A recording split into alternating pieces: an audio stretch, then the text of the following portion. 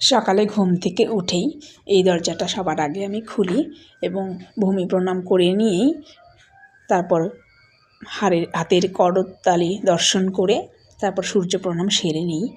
সূর্য প্রণাম সেরে নেওয়ার পর আমি প্রথম যে কাজটা, ঘরটা ঝাড়ু দিয়ে নিই। ঝাড়ু দিয়ে তারপর বিছানাটা তুলে নিই।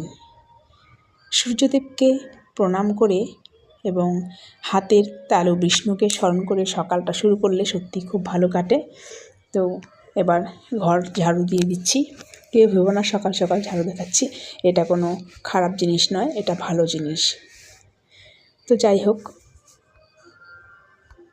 এরপর বিছানাটা ভালো করে ঝেড়ে গুছিয়ে নিচ্ছি। আমাদের এখানে ঠান্ডাটা খুব হালকা পড়েছে, সেই জন্য হালকা পাতলা কম্বলটাই বের করেছি।